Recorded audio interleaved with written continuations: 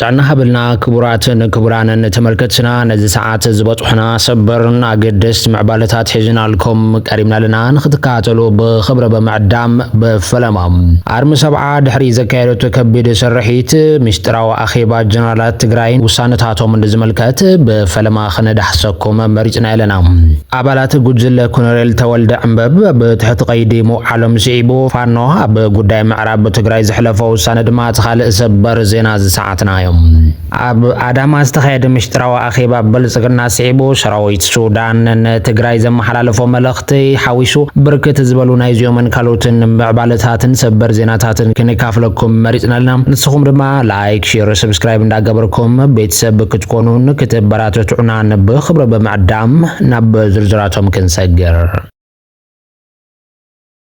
በፈለማም ሰራዊት ሱዳን ህዝብ ትግራይ ረዚን መልእኽቲ ከም ዝለኣኸ ተሓቢሩሎም ሰራዊት ሱዳን ብዝሕለፎ መልእኽቲ ሱዳን ሙሉእ ነፃ ነመውፃእ ኣብ ጫፍ በፂሓላ ኣብዚ ታሪኻዊ ዓወት ድማ ህዝቢ ሱዳን ምስ ህዝቢ ትግራይ ዝተፃወቶ ልዑል ግደ ዘይርስዓን ንታሪኽ ዝስነድን ዝብል ከም ዝኾነ እቲ ረኸብናዮ ሓበሬታ የተመልኪቱ ዘሎ እቲ ዝተለኣኸ መልእኽቲ ወሲኹ ከም ዝሓበሮ ተመዛቢሉ ኣብ ስራሕታዊ ፅንተት ዘሎ ህዝቢ ትግራይ እውን ግዛኣቱ ዝመለሰሉን ነፃ ዝወፀሉን እዋን ሕዚ ከም ዝኾነ ዝገለፀ እንትኸውን ህዝቢ ትግራይ ኣብ ዝገበሮ ፍትሓዊ ቃልሱ ድማ ህዝቢ ሱዳን ኣብ ጎድኑ ጠጠው ከም ዝብል ከም ዝገለፀ ይተሓቢሩ ዘሎ ብጀነራል ዓብደልፈታሕ አልቡርሃን ዝምራሕ ሰራዊት ሱዳን ኣብ ዝሕዚ እዋን ናብ ልዕሊ ሰራዊት እፁፅ ደገፍ ወሃባ ሓይሊ ሱዳን ዝወስዶ ዘሎ መብረቃዊ ስጉምቲ ሱዳን ነፃ የውፃእ ከም ዘሎን ዶባት ቤንሻንጉል ጉሙዝ እውን ይቆጣጠር ከም ዘሎን ካብ ፍልፍላት ዝረኸበ ሓበሬታ እዩ ኣረዲዩ ዘሎ ሕብራት ይምረት ዓረብ ብጀነራል ሓምዳን ዳግሎን ዝምራሕ ዓማፅ ሓይሊ ተስፋ ብዘይ ምቁራፅ እናደገፈት እኳ እንተኾነት ሕዚ ግን እቲ ሓይሊ ተስፋ ይቆርፅ ከም ዘሎን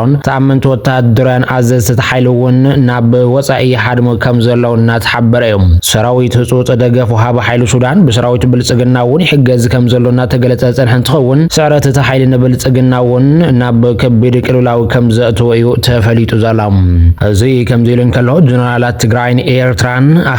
ውሳነ አኼባ ከም ዘካየዱ ተሓቢሮም ካብ ፍልፍላትና ዝተረኸበ ምስጢራዊ ሓበሬታ ከም ዝሕብሮ እቲ አኼባ ሓበራዊ ዝኾነ ሓደጋ ከመይ ንከላኸል ኣብ ዝብል ጠመተ ዝገበረ እንትኸውን ጀነራላት ሰራዊት ትግራይን ጀነራላት ኤርትራን ድማ ቀደም ክብልውን በተደጋጋሚ ከም ዝተረኸቡ ዝገለጹ ፍልፍላት እቲ ናይ ሕዚ አኼባ ግን ከም ዝፍለን ዓበይቲ ውሳነታት ከም ዝተወሰነሎን ተፈሊጡ ዘሎ ኣሜሪካን መሸርኽታን ብልጽግና ንምድሓን ኣብ ልዕሊ ህወሓት መግለፅታት እኳ እንተውፃም መግለፅታትን ከም ዘይሰርሕ ስለ ዝተረዳኣ ሕዚ ድማ ምስ ኤርትራ ርክብ ክነጠናኸር በመባል ጽምዶ ንምፍራስ ሓደሽቲ ልሚ ሒዘን ይንቀሳቐሳ ከም ዘሎ እዩ ዝግለጽ ዘሎ ይኹን እምበር ጽምዶ ዱልዱል ዕላማን መሰረትን ዘለዎን በቐሊሉ ክፈርስ ስለ ዘይኽእልን ስለ ዝኾነ መሻርኽቲ ብልጽግና ዝሓዝዎ ፕሮጀክት ከም ዘይዕወት ሊቃውንቲ ፖለቲካ ይገልጹሎም ጽምዶ ትግራይን ኤርትራን ኣብ ዝለዓለ ብርኪ ከም ዝበፅሕን ኣብ ወታደሮ ቃል ኪዳን ከም ዝስጋግረን ካብ ወታደሮ ፍልፍላትና ዝተረኸበ ሓበሬታ ዘመልከተ ኮይኑ አርሚ ሰብዓ እውን ፍሉይ ስርሒት ከም ዝፈፀመት ዝግለጽ ዘሎ ብመሰረት እቲ ዝረኸበ ሓበሬታ አርሚ ሰብዓ ድፉዑ ክምልስ ሓይላት ተኣኻኺቡ መጥቃዕቲ ኣብ ልዕሊ ዝፈፀመ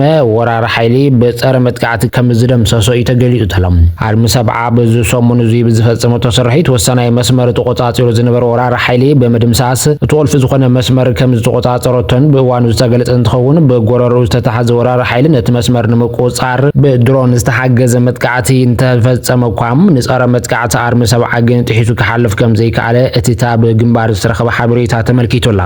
አርሚ ሰብዓ ዘመናዊ ፀረ ድሮን ቴክኖሎጂ ሓውሹ ብርክት ዝበሉ ነጥቢ ቀየርቲ ዝኾኑ ጽዋራት ከም ዝተዓጠቐት ዝገልጹ ፍልፍላትና ወረርቲ ሓይልታት ድማ አርሚ ሰብዓ እንትሰምዖ ናይ ምውጋእ ሞራሎም ከም ዝጠፍን ውሑዳት ደቃየቕ እንተይ ተዋግአ ድፉዕ ሓዲጉ ከም ዝሃደመን ይዘረዳም እዚ ከም ኢሉ እናሃለወ ሓይልታት ፋኖ እውን ኣብ ጉዳይ ምዕራብ ትግራይ ተሪር መርገጽ ከም ዝሓዙ ተፈሊጡሎም ሓይልታት ፋኖ ካብቲ ኣብ ምዕራብ ትግራይ ዓሪዱ ዘሎ ጽንፈኛ ሓይለ መሓራ ከም ዝፈለዩን በተደጋጋሚ እውን ሓድሕዶም ከም ዝዋግኡን ይፍለጥ እዩ ብልጽግና ኦሮሞ ድማ እቲ ኣብ ምዕራብ ትግራይ ዘሎ ባዕሉ ዝመስረቶ ብኮሎኔል ደመቀ ዘውዱ ዝምራሕ ጽንፈኛ ሓይልን ፋኖን ብምትዕራቅ ክልቲኦም ሓይልታት አንጻር ትግራይ ክለዓሉ ዝገበረ ፈተነ ከም ዝፈሸለ ዝፍለጥ እዮም እቲ ኣብ ምዕራብ ትግራይ ዘሎ ተላኣኸ ብልጽግና ኦሮሞ ዝኾነ ጽንፈኛ ሓይለ መሓራ ምዕራብ ትግራይ ናብ ትግራይ ትመለሰን ዝብል መርገጺ እንተሓዘ ኳም ፋኖ ግን ምዕራብ ትግራይ ናይ ትግራይ ዝብል መርገጺ ከም ዝሓዘ እዩ ዝሕበር ዘሎ ኣምራራ ሓይልታት ፋኖ ንመዓልታት ብዘይካየዱ ኣኼባ ተቃውሞ እንትነበሩ ኳም ኣብ መወዳእታ ግን ብዓብላላይ ድምፂ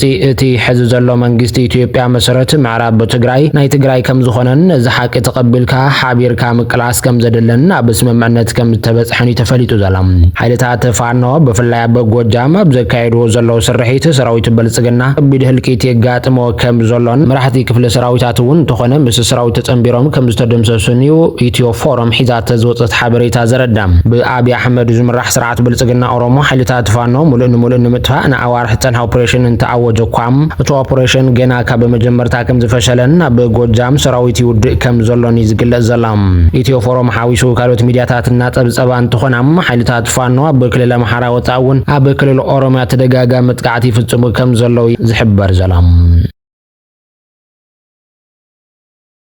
እዚ ከምዚሉ እናሃለወ ኣባላት ጉጅለ ኮሎኔል ተወልደ ዕንበብ ኣብ ትሕቲ ቁፅጥር ይውዕሉ ከም ዘለው ተገሊጦም ዋና ሓላፊ ክፍሊ ስለያ ሰራዊት ትግራይ ኮይኑ ይሰርሕ ከም ዝነበረ ዝፍለጥ እንትኸውን ምስ ብልጽግና ርከበሎ ብዝብል በሃሮት ጉዳያት ተጠርጢሩ ኣብ ትሕቲ ቁፅጥር ከም ዝውዓለ ዝፍለጥ እንትኸውን ጉዳይ ኣብ ምርመራ ከም ዘሎን ዛጊድውን ኮሎኔል ጥፋተኛ እዩ ዝብል መረጋገፂ ብመንግስቲ ትግራይ ከም ዘይተዋሃበ ድማ ይሕበረላ ስለዚ ድማ ከይዲ ምጽራይ ምስ ተወደ ኮሎኔል ተወልደ ጥፋተኛ ምዃኑን ዘይምዃኑን ከም ዝረጋገጽ ዝተገለጸ እንትኸውን ምስ ሓላፊ ርክበሎም ዝበሃል ተወሰኽቲ ሓለፍቲ እውን ኣብ ቀይዲ ይውዕሉ ከም ዘለው እቲ ካብ መቐለ ዝረኸብናዮ ሓበሬታ ተመልኪቱላ እቶም ዝተተሓዙ ሓለፍቲ ክልተ ከም ዝኾኑን ኣብ ዝተፈላለዩ ሓላፍነት ብርክታት ይሰርሑ ከም ዝነበሩን ዝተረኸበ ምስጢራዊ ሓበሬታ ኣረዲዩላ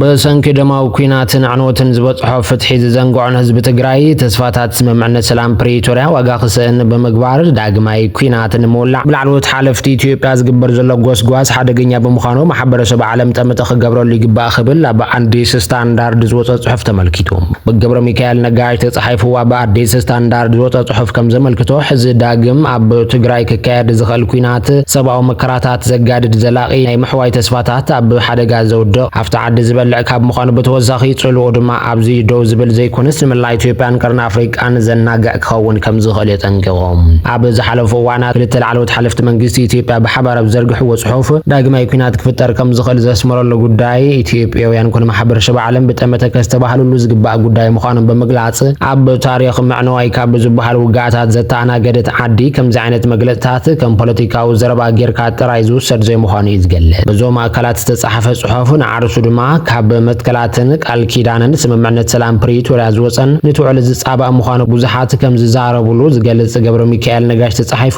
ኣብ ኣዲስ ስታንዳርድ ዝወፀ ጽሑፍ ንዳግማይ ኩናት ዝግበሩ ዘሎ ጎስጓሳት ኣብቲ ድላይ ሰላም ህዝቢ ግሃን ዝፈጥሩ ዘሎ ምዃኖም ሓቢሩ ከምዚ ዓይነት ውጽኢታት ብውድቀት ፖለቲካ ብምጉታት ተግባራውነት ስምምዕ ስዒቦም ዝመፁ ዘለው ዘረባታት ጽላዓት ከም ስሩዕ ብምውሳድ መራሕቲ ኩናት ከም ዘይተርፍ ገይሮም እንተቕርቡ ሰላማዊ ኣማራፅታት እናረሓቑ ዝኸዱ ብምዃኖም ሕዚ እውን እዚ መንገዲ ንምኽባስ እጃም ማሕበረሰብ ዓለም ዝለዓለ ምዃኑ ይገሊጽ ዘላም ህዝቢ ትግራይ ብዝነበረ ኩናት ከቢድ በደልን ስቃይን በፂሕዎ እዩ ካብ ዳግም ዕንወት ዳግም ህንፀት ካብ ዳግም በደል ፍትሒ ኣብ ወታደራዊ መንገዲ ፖለቲካዊ ፍትሓት ዝጠለበ ዝበል ኣዲስ ስታንዳርድ ስምምዕነት ሰላም ፕሪቶሪያ ሞተማይ ተሸሓት ተጋሩ ዘስዓበ ብሚልዮና ዝቁፀሩ ወገናት ድማ ዘመዛበለን ማሕበረ ቁጠባዊ ቅልውላዊ ስነ ልቦናዊ ሓስያን ዝዳረገ ዕናዊ ኩናት ደው ክብል ዝገበረ መንባር የዘኻኺሩ ዘላም እንተኾነ ብወገን ህዝቢ ትግራይ ነቲ ስምምዕነት ከም ደው ምባል ተጻብኦ ጥራይ ኮነን ወሲድዎ የግዳስ ናብ ዳግመ ህንፀት ዝመልስ በጽሒ ጥፋታት እውን ተሓታትነትን ኣስዒቡ ፍትሒ ዘረጋግጽ ናብ ስሩዕ ፖለቲካውን ማሕበራውን ህይወቱ ዝመልስ እኳ እንተነበረ ኣይሰመረን ሕዚ እውን በደላት ይቕጽሉ ተጋሩ ካብ ምዕራብ ትግራይ ይመዛበሉ ተመዛበልቲ ጽግዕተኛታት ሰብኣዊ ሓገዝ ኮይኖም ኣብ ፍቕሪ መዕቆብታት ይንከራተቱን ያህልቁን ምህላዎም ይገሊጹ ኣሎም ስለዝኾነ ድማ ዘላቒ ፍታሕ ንምርካብ ዝግበር ጻዕሪ ክጠናኸር ግዳይ ኩናት ብምዃን ማዕልያ ዘይብሉ በደል ክበጽሖ ህዝቢ ትግራይ ዳግም ከይጉዳእ ንሰላማዊ ኣማራፅታት ቀዳምነት ክወሃብ ማሕበረሰብ ዓለም ሕማሙ ብንቕሓት ክፍጽም ሕብረት ኣፍሪቃን ዓለም ለኸ መዳርግትን ሓላፍነት ስምምዕነት ምፍራም በይኑ እኹል ብዘይ ምዃኑ ኣብ ከይዲ ፈጻጽማ ዝጎደሉ ተግባራት ዲፕሎማስያዊ ውሕስነት ክረኽቡ ብንቕሓት ክኸድሉ ድማ እዩ ጠሊቡ ዘላም ክቡራትን ክቡራንን ተመልከትና ኣገደስትን እዋናውን ሓበሬታታት ሰዓት babዚ ኸምቢትና ኣብ ዝቕጽል ብሓድሽ ሰበር ዜናታት ንራኸብ ክኸውን እዩ ላይክ ሼር ሰብስክራይብ እንዳገበርኩን ቤተሰብ ክትኮኑ ንዕድመኩም